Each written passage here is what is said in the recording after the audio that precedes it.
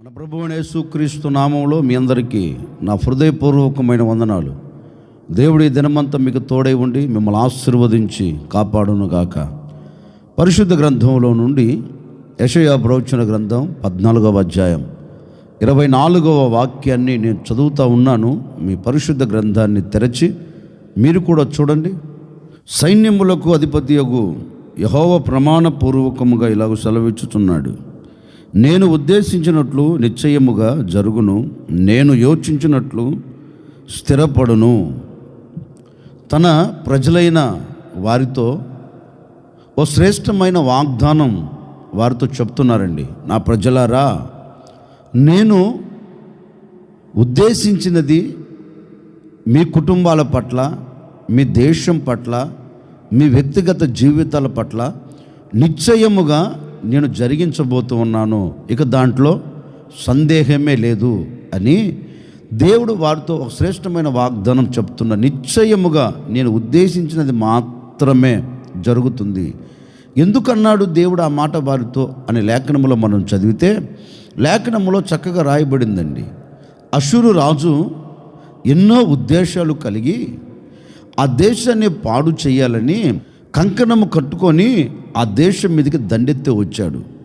ఈ ప్రజలు ఆ మాటను విని ఆ సంగతులను తెలుసుకొని ఈ ప్రజల జీవితంలో భయం కలుగుతుంది. అయ్యో, శత్రువు వచ్చేసాడు, ఇక మనల్ని పతనం చేస్తాడు, మనల్ని నాశనం చేస్తాడు, ఇక ఏంటి మన పరిస్థితి అన్నట్లుగా అందరూ భయపడుతున్నారు. ఆ భయాన్ని చూచిన దేవాతి దేవుడు వారితో శ్రేష్టమైన మాట చెప్తున్నారు. నీ దేశములోనికి అష్షూరు రాజు రాకుండా నేను అతనిని సంహరింపబోతూ ఉన్నాను, నేను అతనిని హతమార్చబోతూ ఉన్నాను. అతడు నీ దేశంలో అడుగు పెట్టకుండా నీ దేశంలోనికి అతను రానివ్వను. ఎందుకంటే అతడు ఏ ఉద్దేశం మీద వస్తున్నాడో ఆ ఉద్దేశానికి నేను ముగింపును కలగ చేస్తాను, నీ దేశంలో నా ఉద్దేశాలు జరిగిస్తాను అని ఆ దేశం పట్ల దేవుని ఉద్దేశం జరిగినట్లుగా, దేవుని ఉద్దేశాలు మాత్రమే స్థిరపడినట్లుగా లేఖనంలో గ్రంథస్థం చేయబడిందండి. బహుశా ఆ దేశ ప్రజలందరూ అనుకున్నట్లుగా శత్రువు మా మీదకి వస్తున్నాడు, మమ్మల్ని పతనం చేసేదానికి శత్రువు బయలుదేరి వచ్చాడు అని వారు భయపడినట్లుగా బహుశా ఈనాటి వరకు దేనిని చూచి నువ్వు భయపడుతున్నావో, ఒకవేళ అష్షూరు రాజు వలె ఏ శత్రువు నీ కుటుంబంలో అడుగుపెట్టి నీ కుటుంబాన్ని పతనావస్థలోనికి తీసుకొని వెళ్ళాలని కంకణం కట్టుకోవడం నాకు తెలియదండి.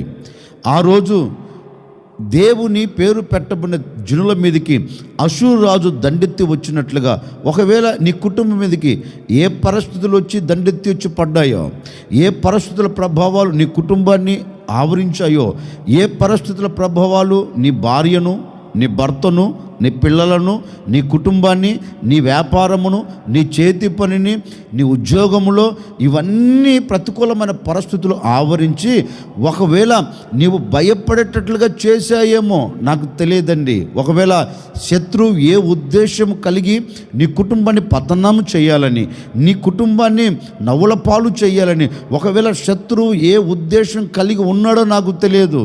ఈరోజు ప్రభు నీతో చెప్పకనే చెప్తున్నారు, ఈనాటి వరకు శత్రు ఉద్దేశాలు నీ మీద జరగాలని ఒకవేళ శత్రువు ఆలోచిస్తున్నాడేమో నాకు తెలియదండి.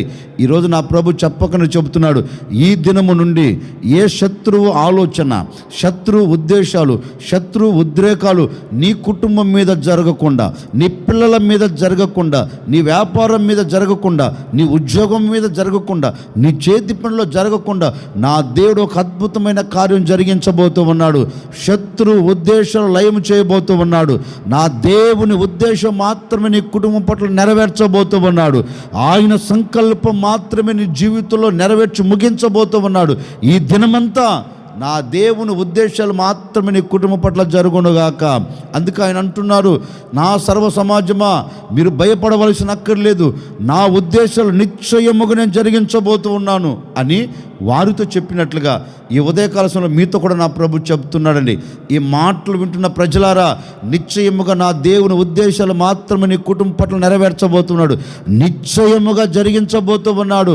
ఇక లోక సంబంధమైన ఉద్దేశాలు, సాతాను ఉద్దేశాలు, శత్రువుల ఉద్దేశాలు ఏవి నీ కుటుంబం మీద పడచూపకుండా వాటన్నిటినీ నా దేవుడు అణచివేసి నా దేవుని ఉద్దేశాలు మాత్రమే నీ కుటుంబం పట్ల నెరవేర్చునుగాక, జరిగించునుగాక. ఈ దినం, ఈ ప్రారంభంలోనే, ఈ ఉదయకాలము నుండే నా దేవుని ఉద్దేశాలు నీ కుటుంబం పట్ల జరుగునుగాక.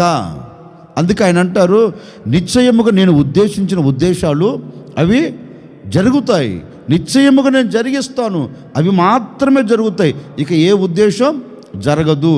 మరి ఏంటి ఆయన ఉద్దేశాలు మన ఎడల? ఇర్మీయా ప్రవచన గ్రంథం 29వ అధ్యాయం 11వ వాక్యంలో చక్కని మాట రాయబడింది. నేను మిమ్మును గూర్చి ఉద్దేశించిన ఉద్దేశాలు నేను ఎరుగుదును, అవి మీకు నిరీక్షణ కలుగునట్లు సమాధానకరమైనవే కానీ అవి మీకు హానికరమైనవి కావు. ఇదే యెహోవా వాక్కు. పరిశుద్ధ గ్రంథం చక్కగా చెప్తుందండి. దేవాది దేవుడు అంటున్నాడు, నేను ఉద్దేశించినవి మాత్రమే మీ ఎడల నిశ్చయముగా జరిగిస్తాను అన్నాడు కదా. ఏంటి ఆయన ఉద్దేశం మన ఎడల అంటే, వాక్యం ఈ విధంగా సెలవిస్తుందండి. వాక్యం ఈ విధంగా చెబుతుందండి. ఏమని? నేను మీ ఎడల ఉద్దేశించిన ఉద్దేశాలు ఎలాంటివంటే, మీకు సమాధానం ఇవ్వగలిగినవి, మీరు వెళ్తున్న మార్గములో క్షేమమును కలగ చేయగలిగినవి, మీరు చేస్తున్న దానిలో ఆశీర్వాదం ఇవ్వగలిగినవి, మీరు ఎక్కడ నిలబడినా అక్కడ జయము ఇవ్వగలిగినవి నేను ఉద్దేశించే ఉద్దేశాలు. నిజమే కదండి. ఈ రోజున దేవుని ఉద్దేశాలు మన ఎడల జరగకూడదని మనకు మనమే ఒక నిర్ణయం తీసేసుకుంటున్నాం. మనకు మనమే కొన్ని ఉద్దేశాలు ఉద్దేశించి ఏమైపోతున్నామంటే నవ్వుల పాలైపోతున్నాం. మనకు మనమే ఉద్దేశించి ఏమైపోతున్నామంటే కన్నీళ్ళ మధ్యలోనికి వెళుతున్నాం. మనకు మనమే ఉద్దేశించి ఏమైపోతున్నామంటే జీవితంలో ప్రశాంతతను కోల్పోతున్నాం. ఎందుకని? మన ఉద్దేశాలు మనకు సమాధానం ఇవ్వలేవు, మన ఉద్రేకాలు మనకు విలువను కలగ చేయలేవు. మన ఉద్దేశాలు ఎలాంటివి అంటే మనకు హానిని తలపెట్టేవి, మనకు కీడును కలగచేసేవి. గనుక ఒకవేళ ఈనాటి వరకు మన ఉద్దేశాలతో వెళ్తున్నామేమో, బహుశా అందుకేనేమో కన్నీరు కారుస్తున్నాం, అందుకేనేమో జీవితంలో ప్రశాంతతను కోల్పోయాం. ఎందుకని? మన ఉద్దేశాలు అవి. మన ఉద్దేశపూర్వకముగా అడుగులు వేసినందువలన ఈనాటి వరకు నష్టాన్ని చూస్తూ వచ్చాం. ఈ ఉదయకాల సమయంలో ఒక్కసారి ఈ మాటలు వింటున్న ప్రజలారా, నీ ఉద్దేశం ఈనాటి వరకు జరిగించుకున్నావు కదా. ఈనాటి వరకు ఉద్దేశించిన ఏ ఉద్దేశమైనా నీకు క్షేమం ఇచ్చిందా? ఈనాటి వరకు నీ ఉద్దేశించిన ఉద్దేశాలు నీకు ఆనందాన్ని పంచిపెట్టాయా? ఈనాటి వరకు నీ ఉద్దేశించిన ఉద్దేశాలు నీకు సంతోషాన్ని ఇవ్వగలిగాయి అంటే లేదు, నీ కుటుంబంలో దుఃఖాన్ని మిగిల్చాయి. నీవు ఉద్దేశించిన ఉద్దేశం ఏది కూడా అది క్షేమకరమైనది కాదు.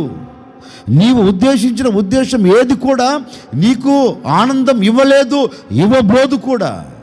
అందుకే ఈ ఉదయకాల సమయంలో నువ్వు తీసుకోవలసిన నిర్ణయం ఏంటో తెలుసండి.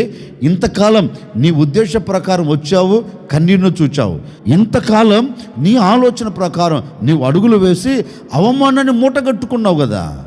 ఇక దాన్ని విడిచి దానికి దూరమై ఈరోజు ఈ మాటలు వింటున్న నీవు దేవుని ఉద్దేశం జరగాలని ఆయన చిత్తానికి అప్పగించుకుంటే, అయ్యా నా ఉద్దేశం కాదు, నా ఉద్రేకాలు కాదయ్యా, నా ఉద్దేశం వల్ల ఎన్నో కోల్పోయాను, ఇక మీదట నేను కోల్పోకుండా, ఇక మీదట నేను కన్నీరును చూడకుండా నీ ఉద్దేశానికి నేను అప్పగించుకుంటున్నానని ఈ ఉదయకాల సమయంలో దేవుని ఉద్దేశానికి అప్పగించుకోగలిగితే ఆయన చెప్పకుండా చెబుతున్నాడు.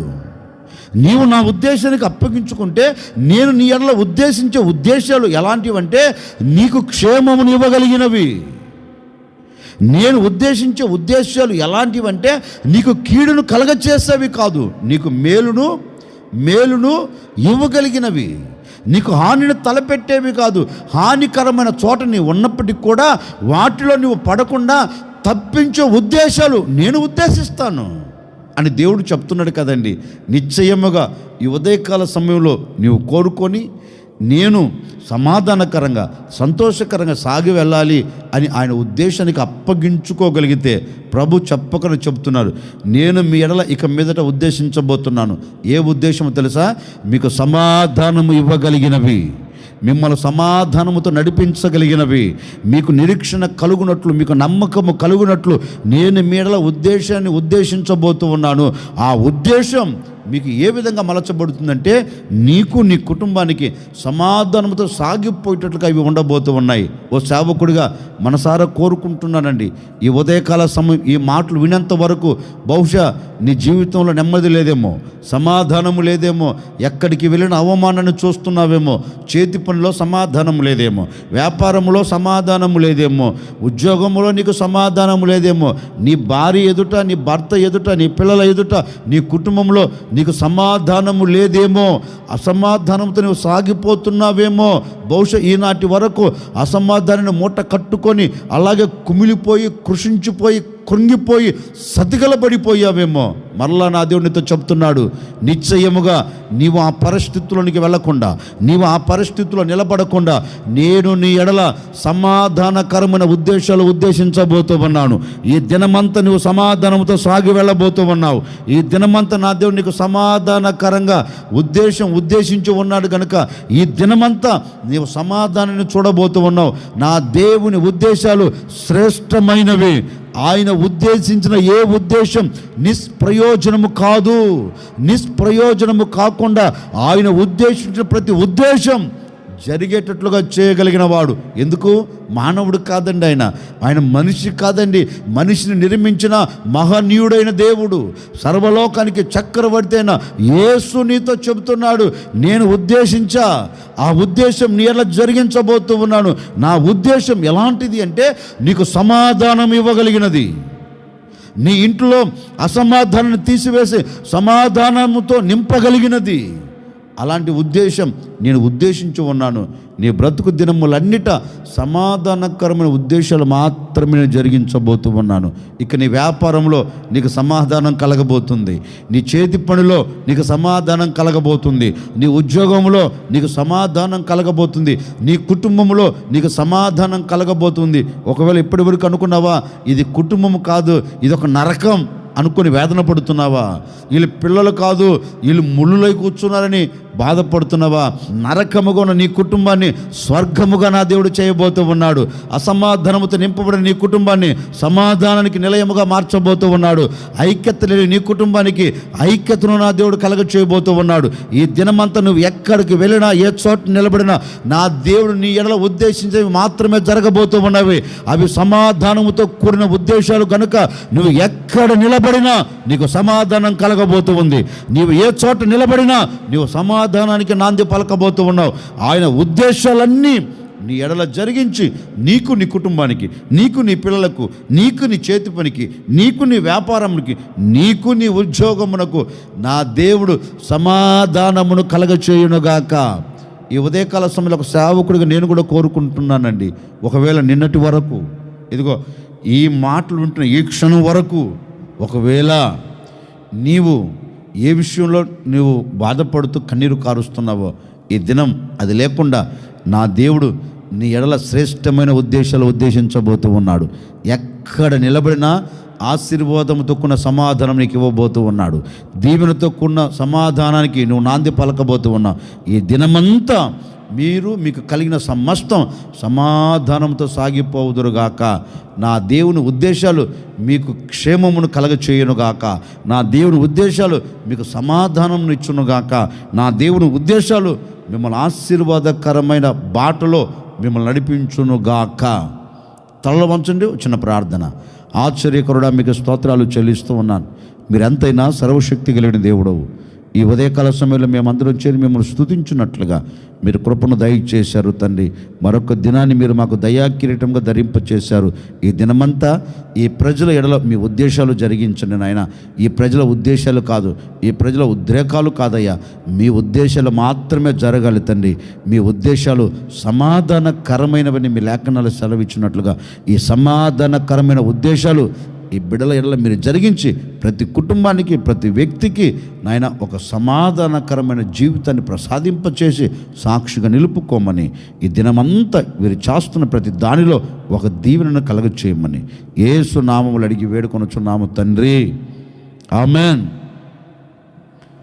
ఈ దినమంతా నా ప్రభు మీకు తోడై ఉండి సమాధానముతో కూడిన ఉద్దేశాలు మీ కుటుంబం పట్ల జరిగించి, మీ చేతి పనిలో, మీ వ్యాపారంలో, మీ ఉద్యోగంలో, మీ పిల్లల చదువుల రంగాలలో, మీ రాకపోకలలో నా దేవుని ఉద్దేశాలు మాత్రమే జరుగునుగాక.